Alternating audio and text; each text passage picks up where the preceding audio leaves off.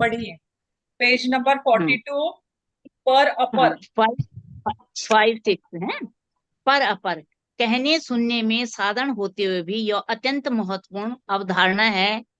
पर का तात्पर्य दूरस्थ तथा अपर का तात्पर्य निकटस्थ है। पूर्व में अनंत विचार के माध्यम से ब्रह्मांड पिंड का ज्ञान अर्जित करने की प्रक्रिया वर्णित की गई है। और ये भी उल्लेख किया गया है कि अनंत इकाइयां द्रव्य के संयोग गुण से अविरल हैं। परस्पर संयोग के माध्यम से सूक्ष्म अणु एक ब्रह्मांड पिंड का निर्माण करते हैं। एक कण की बगल में दूसरे को रखते रखते अनंत स्थान पर जो कण होगा वह लंबवत सबसे दूर किंतु वृत्तीय क्रम में यह सबसे निकटस्थ होगा। इसी प्रकार हम अपने जीवन में भी अपने पड़ोसी को सबसे नजदीक मानते हैं तथा दूरस्थ व्यक्ति को नहीं पहचानते और प्रायः अमानवीय व्यवहार कर बैठते हैं। पर अपर की अवधारणा के सम्यक अनुशीलन से यह स्पष्ट हो जाता है कि जिसे हम किसी एक दृष्टिकोण से दूरस्थ समझते हैं, समग्रता के परिप्रेक्ष्य में किसी अन्य दृष्टिकोण से वह अत्यंत सन्निकट विद्यमान है। इसके द्वारा ऐसी विचारधारा का जन्म होता है कि जो जीवन में व्यापक दृष्टिकोण विकसित करने का एक महासूत्र है। संख्या संख्या हाँ परिमाप बस, प्रत्येक नहीं द्रव्य का। नहीं, एक एक ही लेंगे हम। पर ठीक है। अपर ही, हाँ। अ, पर अपर, पर यानी डिस्टेंट और नियर।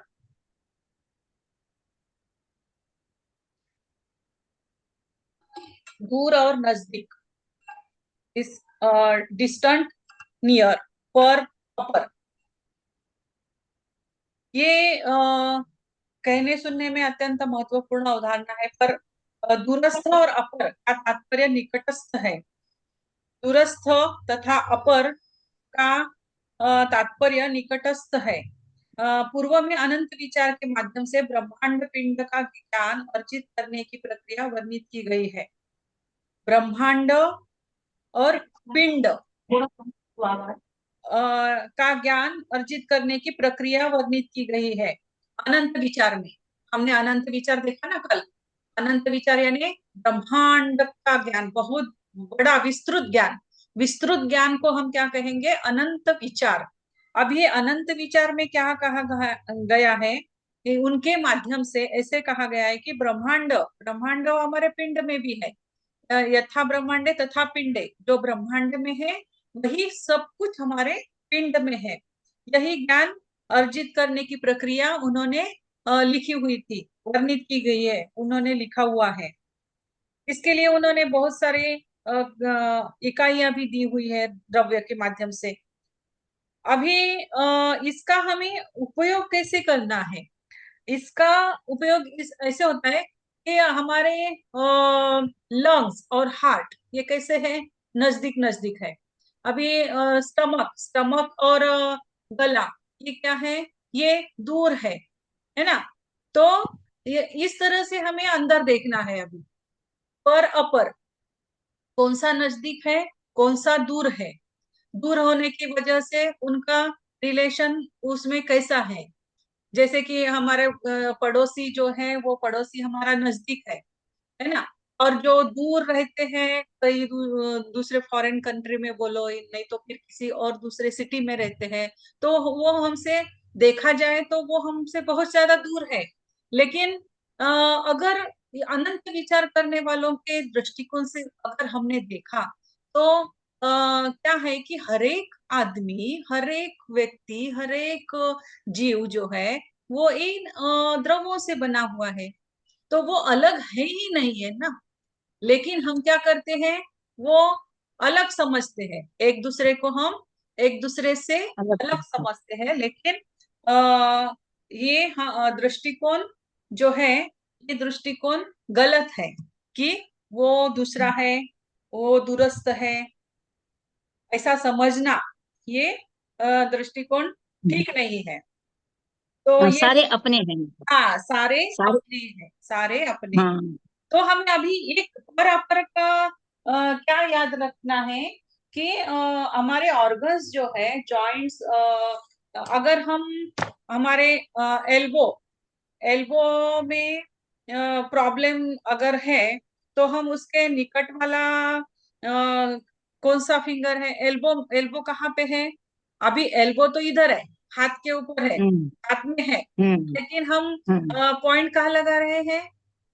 उंगली में लगा रहे हैं, उंगली पे लगा रहे हैं। है ना? यस ये मैम। तो इधर है हाँ। और ये हम इधर हम्म लगा रहे हैं। पैर तो नीचे है, हम्म लेकिन हम लगा हम्म कहाँ रहे हैं? उंगली में लगा उंगली रहे पे हैं, लगा है ना? तो हम्म ये और हम्म, अपन इस तरह से देखना है अभी हम यहाँ पे कि ये अच्छा। अलग है ही नहीं है। ये इधर भी वही हम्म है, पैर में भी वही है, हाथ की उंगली में भी वही है, नीचे भी वही है, इधर भी वही है। आंख में हम्म आंख हमारी अपने मुंह के ऊपर है, फेस के ऊपर है, हम्म, लेकिन हम हमारे पर अंगूठी के ऊपर भी ले सकते हैं, अंगूठे अंगूठे अंगूठे में पे भी ले लगाते हैं। सकते हैं, है हम्म ना? तो ये हम्म दिखाई देता है दो अलग अलग, लेकिन अलग अलग है क्या? नहीं है, इतना दूर होने के बावजूद भी वो एक ही है। अंगूठे में अगर देखिए। हम उसके कोरस्पॉन्डेंस पे लगाते हैं, मेथी दाना लगाओ, कलर लगाओ, तो अपने आप वो आंख आंख की जो बीमारी है वो ठीक हो जाती है। ठीक हो जाती हाँ, है। Yes ma'am. तो ये पॉइंट है हमारा, पर अपर। अभी दूसरा, हम्म हम्म संख्या और परिमाप। संख्या परिमाप। प्रत्येक द्रव्य का मापन संभव है और माप परिमाप और संख्या के आधार पर द्रव्य की पहचान एक अद्भुत विषय है और इसका एक गुण ही निदान का महत्वपूर्ण घटक है। वैज्ञानिक मत के अनुसार ठोस, द्रव्य और गैस तथा आयुर्वेदिक मत के अनुसार पांच महाभूत तथा काल, दिशा, मन व आत्मा के रूप में नौ तथा इन सभी के समन्वय के रूप में तम कुल मिलाकर 10 द्रव्यों से ब्रह्मांड का को जाना जा सकता है। ऐसे ब्रह्मांड के ज्ञाता ब्रह्मवेता होते हैं। अतः इन 10 द्रव्यों के परिप्रेक्ष्य में संख्या और परिणाम का अत्यधिक महत्व है। विज्ञान में द्रव्य, गैस, ठोस को मापने के यंत्र दिए गए हैं। आकाश का परिमाप हो अथवा वायु की गति, जल थल दूरी हो या दिशा अथवा सूक्ष्मतर आत्मा, सभी के विषय में संख्या परिमाप के गुण सामान्य रूप से लागू हैं। समय को मापने के लिए कल्प से लेकर युग तक की इकाई, इसी प्रकार प्रत्येक द्रव्य के नाप जोख के सूत्र निर्धारित हैं। शरीर में कुल कितना रक्त है, प्रतिदिन कितना रक्त का निर्माण होता है, कितने उत्तक टिश्यू का निर्माण होता है आदि का उल्लेख किया गया है। एक इकाई के रूप में हमारे शरीर की लंबाई 6 से 8 फुट तक का परिमापन हुआ है। शरीर की आयु वर्षों में निर्धारित की गई है। कलयुग में मानक आयु 100 वर्ष मानी गई है। इसी प्रकार शरीर के प्रत्येक अंश अथवा द्रव्य का परिमाप अथवा आवृत्ति किसी न किसी रूप में अवश्य निर्धारित की गई है। प्रतिदिन सुबह और शाम भोजन करने तथा अधिक से अधिक 2 बार नाश्ता आयु क्रम के अनुसार सोने का परिमाप 6 से 12 घंटे तक निश्चित किया गया है। इसी प्रकार हृदय की धड़कन की भी संख्या 72-76 तक निर्धारित की गई है। मल की आवृत्ति 2 बार, मूत्र की आवृत्ति 4 या 5 बार पुरुषों के लिए तथा 6-7 बार स्त्रियों में। इसी प्रकार प्रजनन क्षमता 77 वर्ष तक पुरुषों में तथा 55 वर्ष तक स्त्रियों में निर्धारित है। द्रव्य की पहचान, निदान और मानक की से विभ्रम होने की दशा में इन परिमापों की जानकारी अत्यंत आवश्यक है। यहाँ तक कि प्रतिदिन यदि 6 लीटर भोजन की कुल मात्रा 6 हाँ, लीटर भोजन की कुल मात्रा ग्रहण की जाए तो उसका 3/4 भाग तरल तथा 1/4 भाग ठोस होना चाहिए। इस मैडम इसी मानक में का 4 लीटर लिखा हुआ है, 4 litre of food taken per day. हाँ, है जी। हमारी 4 लीटर लिखा हुआ है, आपके बुक में हाँ 6 लीटर लिखा है। नहीं, 4 ही है मैम। यहाँ तक कि प्रतिदिन यदि 4 लीटर, आपने छह मैं तो पढ़ा। इसलिए मुझे 6 पढ़ा नहीं ना इसलिए। नहीं, 4 लीटर भोजन लिखा हुआ है ना, इसलिए मैं चुप हुई। हाँ। 4 लीटर भोजन की कुल मात्रा, हम्म। 4 लीटर प्रतिदिन। यहाँ तक कि प्रतिदिन यदि 4 लीटर भोजन की कुल मात्रा ग्रहण की जाए तो उसका 3/4 भाग तरल तथा 1/4 भाग ठोस होना चाहिए। इस मानक का पालन करने पर यदि जल की मात्रा 3 लीटर प्रतिदिन ग्रहण की जाए तो गुर्दे, किडनी की कार्यशीलता प्रभावित नहीं होती। जल की मात्रा अधिक अथवा कम होने पर दोनों की दशा में गुर्दे, किडनी के लिए यह खतरा प्रारंभ हो जाता है। प्रकृति द्वारा निर्धारित समय के विपरीत भोजन करने से लोगों रोगों की जीवन का पर्याय बन जाते हैं। अतः 9 से 12 बजे तक दिन में और सायंकाल 6 से 9 बजे तक प्रत्येक दशा में रात में भोजन कर लेना चाहिए, क्योंकि दो भोजन के बीच में पाचन क्रिया को पूर्ण रूप से कार्य करने का समय दिया जाना अपेक्षित है। और पढ़े मैम? नहीं नहीं, एक मिनट। हम्म प्रकृति द्वारा निर्धारित समय के विपरीत भोजन, लंच और डिनर करने से रोग के जीवन का पर्याय बन जाते हैं। अतः 9 बजे दिन में। अच्छा,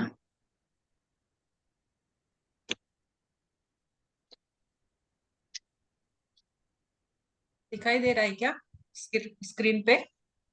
यस मैम। हाँ। तो अभी ये जो है अभी टाइम, नंबर, नंबर संख्या, संख्या और उसका परिमाप, इसमें क्या कहा गया है कि हमारे जो 10 एलिमेंट्स जो है, द्रव्य जो है वो, तो अब हमें सबको पता है 10 एलिमेंट्स कौन कौन से हैं, कौन कौन से हैं? हाँ, ये तो है आकाश, वायु, हाँ हाँ ये हाँ वाली। हाँ, हाँ आकाश, आकाश, वायु, अग्नि, जल, पृथ्वी, काल, दिशा, मन, तम, आत्मा। आत्मा, आत्मा, हाँ बराबर। तो ये ठीक जो है। 10 द्रव्य है, ये यस 10 मैम। द्रव्य। हाँ। अभी हम्म ये जो साइंटिस्ट है, ये यूनिवर्स के, कॉस्मोस के, जिन्होंने ये सब कुछ लिखा हुआ है, अपना अनंत विचार वाले, उनको ब्रह्मवेत्ता कहते हैं। उन्हें क्या कहते हैं? ब्रह्मवेत्ता कहते हैं। ब्रह्मवेत्ता। हाँ। तो उनके अनुसार ये 10 द्रव्य है। और यूनिवर्स में, यूनिवर्स कैसे बना हुआ है? 3 मैटर से बना है, 3 स्टेट कॉस्मोस जो बना हुआ है, सॉलिड, लिक्विड और गैस। गैस। लिक्विड और गैस, और ये 10 एलिमेंट्स। अभी ये 10 एलिमेंट से बना हुआ है। तो इसमें क्या है कि संख्या है, संख्या का बहुत ज्यादा महत्व है। जैसे कि अब अभी तक हमने क्या देखा, कौन कौन से गुण देखे? तो इसमें सेपरेशन सबसे पहला था, सबसे पहला था कॉम्बिनेशन, संयुग। 10 कॉमन एट्रीब्यूट्स में, 10 कॉमन एट्रीब्यूट्स में हमने क्या देखा? सबसे पहला संयोग देखा, फिर उसके बाद में संयोग। सेपरेशन, पृथकत्व, पृथकत्व देखा, फिर उसके बाद में देखा डिवीजन, विभाग, विभाग के बाद में युक्ति देखा, औषध, और फिर उसके बाद में हमने पर और अपर देखा। तो अभी इसी तरह से पर और अपर, 7 और 8 नंबर में आता है नंबर और मेजरमेंट। नंबर यानी अलग अलग नंबर्स है। हाँ? जैसे कि अभी यस। 10 नंबर, 10 क्या है? एलिमेंट्स है, 3 10 एलिमेंट। स्टेट्स है ना? सॉलिड, लिक्विड, गैस, ये 3 स्थिति है सभी पदार्थों की। उसी तरह से जैसे कि हम स्पीड, एयर, एयर कैसे नापी जाती है? उसका स्पीड नापा जाता है, कितनी स्पीड से। स्पीड से, यस मैम। कितनी स्पीड से चलती वो है। चलती है, ये उसी तरह से नापा जाता है। वैसे ही अभी अलग अलग यूनिट्स का अलग अलग परिमाप है। हम मास जो है, यानी क्या कहते हैं उसको? मास, मास यानी क्या? तो अपना वजन जो माप। है, अ, हाँ, माप। माप, वो किलोग्राम में हम्म मोजते हैं। हम्म उसकी लेंथ जो है, लंबाई जो है, लंबाई हम मीटर में काउंट करते हैं। और उसी तरह से हम्म टाइम जो है, टाइम जो है वो हम सेकेंड्स में, आवर्स में माप करते हैं उसका। फिर उसके बाद अमाउंट ऑफ मैटर, जो द्रव्य जो होता है वो मोल में करते हैं। अगर हमें इलेक्ट्रिक करंट काउंट करना है तो वो हम एम्पियर में काउंट करते हैं। उसी तरह से टेम्परेचर अगर हमें काउंट करना है तो हम केल्विन में काउंट करते हैं। तो इस तरह से हर एक यूनिट का मेजरमेंट मापा जाता है, उसके लिए उसके यूनिट्स है। इसी तरह से एज ऑफ एरा, अगर हमारा एज हम काउंट करते हैं तो त्रेता युग, इस यस तरह मैम, से, है ना। आयु के अभी हिसाब से। कली युग चालू है, अभी कली युग चालू है, त्रेता युग हो गया, कली युग चालू है। तो इस तरह से युग भी हम काउंट करते हैं, उसका भी यूनिट है। उसी तरह से आप सब म्यूट कर लो अपने आप को। यस अ, मैम। और उसी तरह से और हम लंबाई, लंबाई हो गई हमारी फिट। अब हर एक आदमी की, जो हम पैदा होते हैं, ह्यूमन बींग्स जो है, ह्यूमन बींग्स की लंबाई एक तो 6 से लेके 8 फीट तक बढ़ती है। तो वो वैरी होती है जगह के अनुसार वगैरह। तो ये हो गई लंबाई, ये भी गिनती ही है, कैसे उसको गिना जाता है। फिर उसके बाद ब्लड में, अभी इन्होंने यहाँ पे क्वेश्चंस दिए हैं, जैसे कि ब्लड हमारे ब्लड में कितना ब्लड होता है एवरी डे। तो 65 to 70 ml, यानी 5 लीटर्स ब्लड हमारे शरीर में बनता है एवरी डे। 5.5 लीटर से मेल में बनता है, 4.5 लीटर फीमेल में बनता है। फिर उसके बाद में कितने सेल्स एवरीडे हमारे तैयार होते हैं, कुछ जन्म लेते हैं, कुछ मरते हैं। तो ये सेल बनने का भी काम डेली होता है। कुछ जन्म लेते हैं, कुछ मृत हो जाते हैं। तो ये डेली चालू है, ये जो काम है ये डेली चालू है।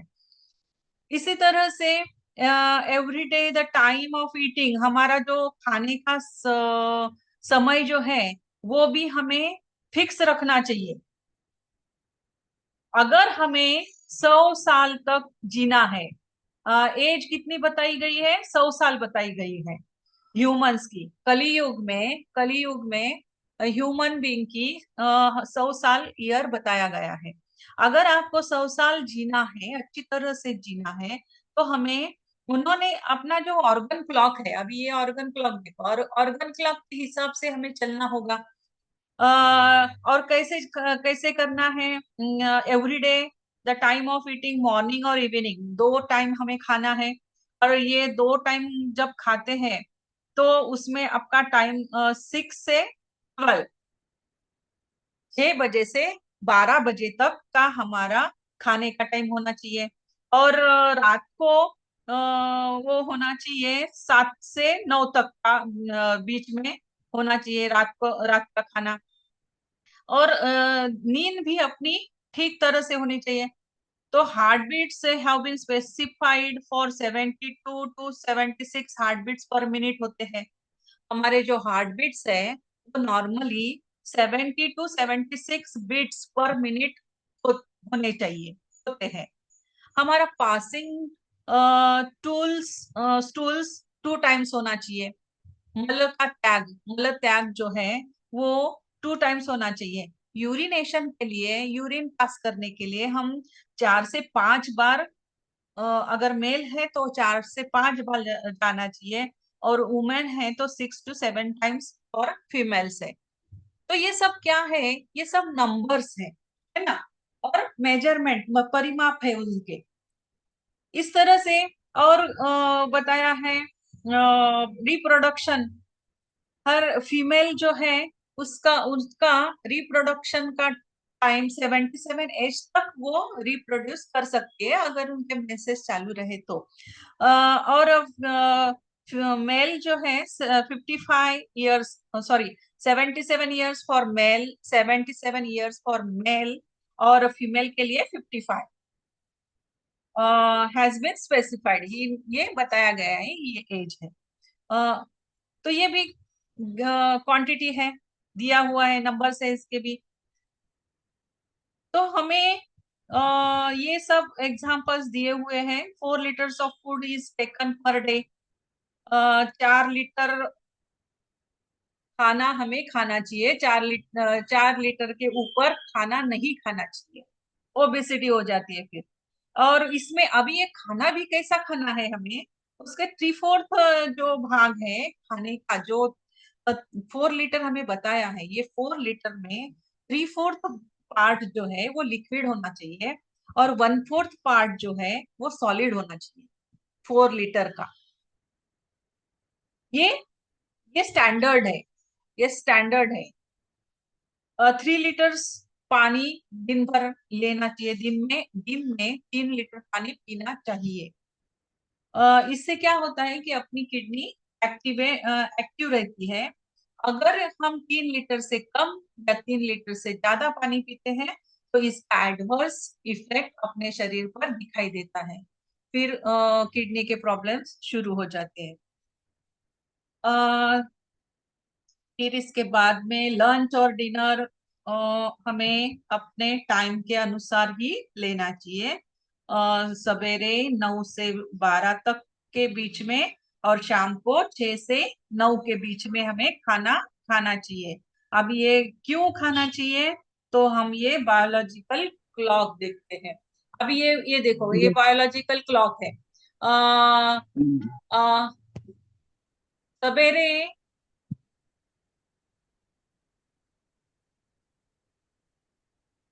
हाँ, तो यहाँ पे लिवर का टाइम क्या, लिवर का टाइम है 1 बजे से लेके 3 बजे तक, और 3 बजे से लेके 5 बजे तक ये लंग्स का टाइम है। तो लंग्स का टाइम हम कहते हैं ना कि सवेरे अच्छा होता है, सवेरे उठना अच्छा होता है, फिर सवेरे सवेरे ध्यान करना चाहिए। क्योंकि क्यों सवेरे सवेरे ध्यान करना चाहिए, क्योंकि वो लंग्स का टाइम है। लंग्स में हम जितना ज्यादा ऑक्सीजन लेंगे उतने हमारे लंग्स स्ट्रांग हो जाएंगे, हमारा ब्लड जो है प्यूरिफाई होगा। लंग क्या करता है, ब्लड का ब्लड में ऑक्सीजन डालने का काम करता है ना। लंग्स का काम क्या है, ऑक्सीजन डालना और हार्ट को देना। तो उसका टाइम जो है वो 3 बजे से वो एक्टिव रहता है, 3 बजे से 5 बजे तक सवेरे। तो ये लंग्स का टाइम है। फिर उसके बाद है लार्ज इंटेस्टाइन का टाइम है। हाँ, उसके बाद है लार्ज इंटेस्टाइन का टाइम, वो है 5 बजे से 7 बजे तक। फिर उसके बाद है, ममता जी आप फिर क्या हो रहा है। हाँ, फिर उसके बाद में है 7 बजे से 9 बजे तक स्टमक का टाइम है। तो जनरली क्या करना चाहिए, हमें स्टमक का टाइम 7 बजे से 9 बजे तक है, तो उस दौरान हमें खाना चाहिए। फिर स्टमक के बाद स्प्लीन का टाइम है 9 बजे से 11 बजे तक। तो स्टमक में जब हम खाना डालेंगे तो स्प्लीन दोनों मिलके क्या करते हैं, डाइजेशन की प्रोसेस होती है। तो इसलिए हमारा खाना 7 से पच 11 जाता बजे के बीच में हो जाना चाहिए। 7 से है। 11 बजे के बीच में हो जाना चाहिए। हो तो जाए ये दोनों मिलके अच्छी तरह से डाइजेशन की प्रोसेस कर पाएंगे। हो जाए।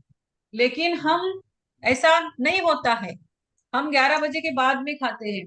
तो उसके बाद में है हार्ट का टाइम। फिर ये डाइजेशन की प्रोसेस हो जाने के बाद हार्ट आता है। फिर हार्ट वो स्प्लीन ऊपर भेजता है, फिर वो हार्ट में जाएगा। फिर उसका टाइम 11 से 1 बजे तक है हार्ट का टाइम। फिर हार्ट के बाद है स्मॉल इंटेस्टाइन। फिर हार्ट और स्मॉल इंटेस्टाइन दोनों क्या करते हैं, स्मॉल इंटेस्टाइन क्या करता है, वो जो डाइजेशन हुआ है उसको फिर से एब्सॉर्ब करता है। तो ये दोनों का टाइम है 11 से लेके 3 बजे तक। 11 से लेके 3 बजे तक 3 दिन। ये दोनों मिलके काम करते अ, हैं। हार्ट बीना और मैम, हाँ, शायद वेटिंग रूम में कोई है, एक बार चेक करिए ना। अरुणा बाला मैम मैसेज कर रही है। अभी तो कोई नहीं है। अभी जस्ट उनका ग्रुप में मैसेज आया है। अच्छा,